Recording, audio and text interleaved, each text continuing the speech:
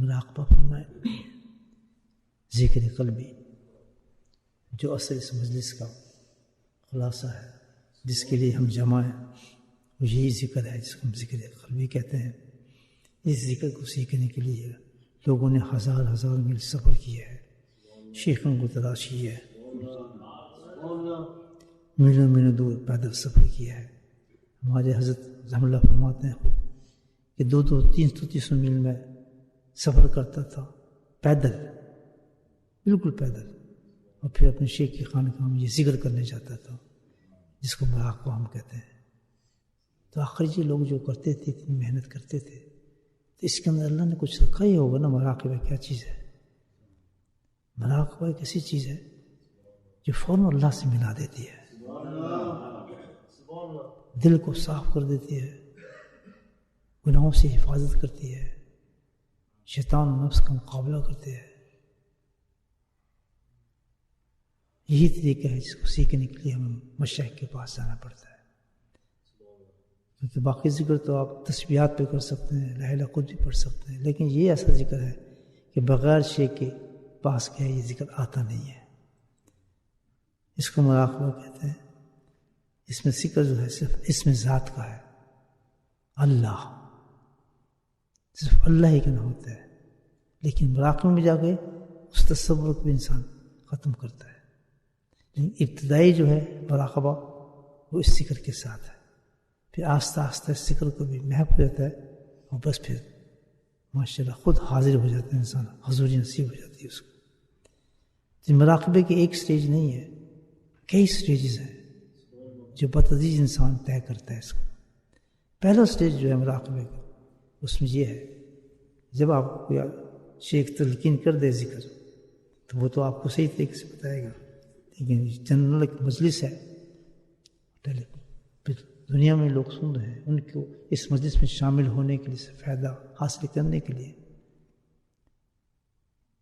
مختصر سے بتاتا ہوں تاکہ رات میں سے فائدہ اٹھائے. اصل فائدہ یہ ہے کہ جب آپ کسی شیخ سے سیکھیں، اس کے کہنے کے مطابق اپنی اصلاح کریں اور اس ذکر کو جاری رکھیں.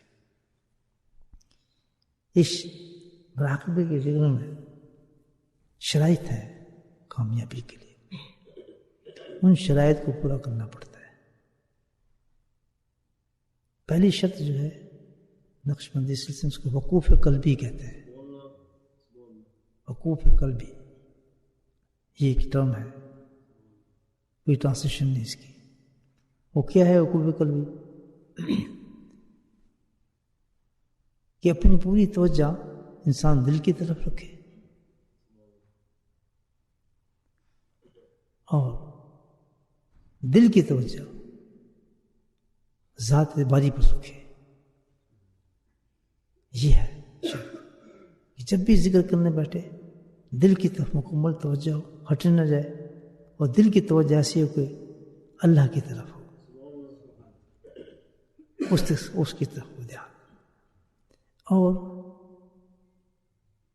اس ذکر کے دوران وقتاً فوقتاً یہ جملہ کہتا رہے،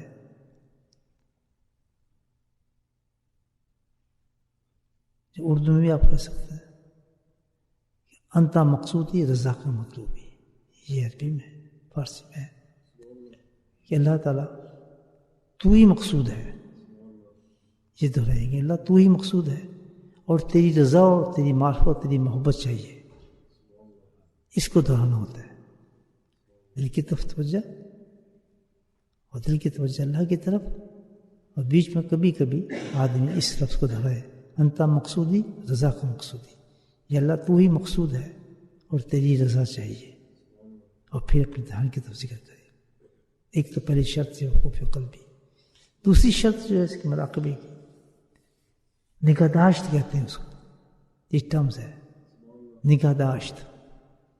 وہ کیا ہے کہ مکمل طور پر وساوس و خیالات کا ہجوم آئے گا انسان پر، پھر آہستہ آہستہ جب انسان پریکٹس کر لیتا ہے، پکا ہو جاتا ہے، تو پھر نہیں آنا، ختم ہو جاتا ہے، پھر نہیں آتا ہے. لیکن ابتدا کے اندر یہ ہجوم اور خیالات بہت آتے ہیں انسان کے، دنیاوی، ادھر کی ادھر کے. ذکر میں بیٹھتا ہے جیسے وہ خیالات آنا شروع ہو جاتے ہیں. تو اس کا طریقہ ہے نگہداشت، کہ اپنے تو نگہداشت کر، واچ کر، اپنے آپ کو گارڈ کر. کہ کوئی بھی ایسا خیال تیرے نزدیک آئے نا تو اس کو ختم کرتا رہے، دور کرتا رہے، اور اپنا تصور اسی طرح دل کی طرف کے اللہ اللہ کرتا رہے، اس سے ڈسٹرب نہیں ہونا چاہیے. اور کبھی بھی اس وجہ سے ذکر نہ چھوڑے کہ خیالات آ رہے ہیں مجھے فائدہ نہیں ہو رہا، یہ خیالات کی وجہ سے مجھے ذکر میں کوئی مزہ نہیں آ رہا، کوئی لطف نہیں آ رہا. بالکل بھی نہیں، یہ ہوتا ہے اور ضرور ہوتا ہے اور ہوتے رہتا ہے، لیکن یہ نگہداشت کرتا رہے آدمی اپنے، اس کو جو آنے نہ دے اور ہٹاتا رہے، اس کو دور کرتا رہے. تو 2 شرطیں بہت ضروری ہیں اس کے لیے. اس بزرگان دین پتہ ہے کہ ان 2 شرطوں کو پورا کیے بغیر پوری نسبت حصول نہیں ہوتی، یعنی حاصل نہیں ہوتی انسان کو، جب تک ان پردوں پر نظر نہ رکھے، اس کے مطابق اللہ کا ذکر نہ کرے. تو 2 چیزوں کو عادت ڈالیں جب بھی مراقبے میں بیٹھنے، تو ان 2 چیزوں کو دھیان رکھیں، تو انشاءاللہ اس میں نہ نیند آئے گی نہ غنودگی آئے گی، بلکہ بہت خوبصورتی کے ساتھ اللہ کا ذکر ہوتا رہے گا انسان کا. انشاءاللہ مجھے امید آپ سمجھ گئے ہوں گے. تو اب ہم اللہ کا ذکر مراقبہ کرتے ہیں دل کی طرف، جس طرح میں نے بتایا. 2 چیزوں کو دیکھیے، وقوف قلبی اور نگہداشت کریں، اور اللہ کو یاد کرنا شروع کریں. بسم اللہ.